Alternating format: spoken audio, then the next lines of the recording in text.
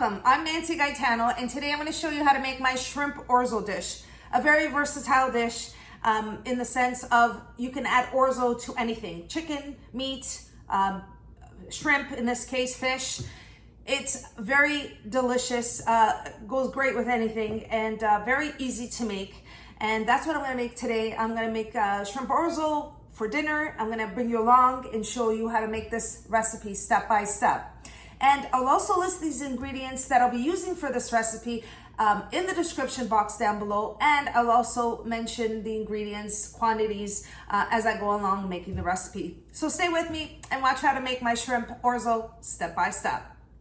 Now I'm going to get started with the first step by heating up my pan. I have a deep dish pan here, and then I'm going to add extra virgin olive oil. And I'm going to cover the bottom of the pan with the extra virgin olive oil. So I'm going to let that warm up a bit, and then I'm going to start adding the ingredients.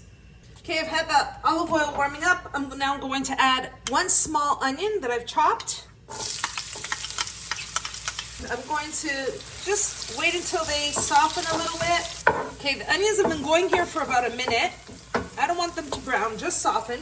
And now I'm going to add the garlic. I have 4 cloves of garlic finely chopped. So I'm going to add that in. All right, now I have the onions and the garlic in there. For the next ingredient, I'm going to add 2 tomatoes. And I've chopped the tomatoes. They're juicy and very ripe tomatoes, so it's perfect for this recipe. So I'm going to throw them in here. I'm going to let the tomatoes cook down, absorb the flavor of the onions and the garlic. Of course, the olive oil as well. So I'm going to let this cook down for a bit, a few minutes. The tomatoes have been cooking for about 2 minutes or so, almost 3. Now at this point, I'm just going to add a little bit of tomato paste. I'm going to add about a tablespoon of tomato paste. Just fill up the tablespoon, throw it in, and mix that in. It's going to give it some color along with the tomatoes. I just want the tomatoes to cook down a little bit more, get a little bit more softer. I'm going to season this as well. So I like to season it as I go. So for this one, I'm going to add about, I would say, a teaspoon of salt, and you can season it to your liking. So that's about a teaspoon. And I'm also going to add some black pepper, about half a teaspoon. There we are. Okay, so this has been going for about 4 minutes. And what I do is I like to mash up my tomatoes.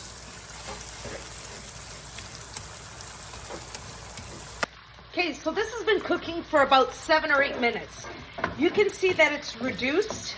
The sauce is a thick tomato sauce. You can even just get some bread now and just dip it in there. Oh, it's just perfect. It smells so good. Next, I'm going to add about 2.5 cups of orzo. And this is what orzo looks like. That's orzo pasta. I'm going to throw it in. I'm going to lower the heat. I'm going to give it a mix. Just let it absorb into the tomato, the olive oil, the garlic. Just want to mix that all in. Give it all some color.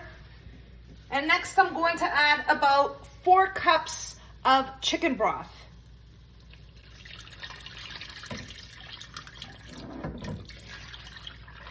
Now I'm going to let this cook and get the orzo cooked in there. Don't worry, this is going to thicken up. Now I'm going to let this come to a simmer, and once it does, I'll show you the next step. Okay, it's been about 3 minutes since I added the orzo, and you can see that it's thickening up, and the tomato sauce is being absorbed by the orzo. Now at this point, what I'm going to do is I'm going to check it for seasoning. I'm going to lower the heat. Okay, the orzo's not quite cooked yet, but it can use a little bit more seasoning. So at this point, what I'm going to do is I'm going to add 2 tablespoons of butter. I'm going to mix that in, melt in the butter. And I only add the butter once the orzo is almost cooked. Not quite, but almost there. Okay, I've added in the butter. It's going to add some creaminess. Oh my gosh, this dish is looking so good. All right, now at this point, I'm going to add the shrimp. And I'm gonna add the shrimp when the orzo is almost cooked. So I have about 2 pounds of deveined shrimp, and I'm gonna add that in. I added a little bit of salt to the shrimp before I added it in. So I'm gonna mix in the shrimp, let that cook. Now, if you need to add a little bit of chicken broth, or if you wanna add water, you can. You just need about a few minutes for the shrimp to cook.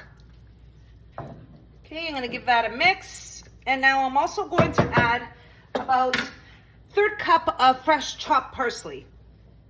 Add that right in here. Give that a stir. Oh, this dish is coming together so nicely. Now you can also add some chili flakes.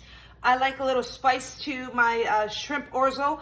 I'm not going to because my youngest daughter is not a big fan of spicy food, so I'm going to take it easy, but you can add some chili flakes, or sometimes I add a Portuguese pepper sauce, pimenta muita.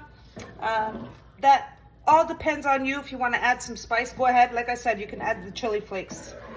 It tastes amazing.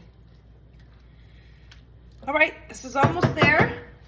I've had the shrimp cooking here for about 2 minutes. Now at this point, I want to give it another taste. I want to make sure it is good for seasoning, which I'm sure it is. I just want to see if the orzo is cooked. Oh my gosh. Guys, the seasoning's perfect. This just tastes so good. What a beautiful dish. And it comes together so easily and quick. All right, I'm gonna give this another minute, and then it's ready to serve. Okay, so it's been about 3.5 minutes since I've added the shrimp. I'm going to turn off the heat at this point. I'm gonna give this a mix. And you know what?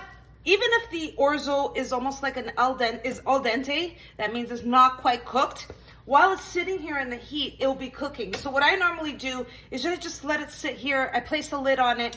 I set it aside off the burner that I was cooking it from, and then, set the table, or just, call everybody to the table, dinner table, and, serve it. But you want to serve this as soon as you make it. And it's a very simple, versatile dish. And I really hope you guys give this recipe a try. It's super easy, mouth-watering, delicious, and a great dinner idea. All there's left to do is to dig in. Woo! Hot. So good.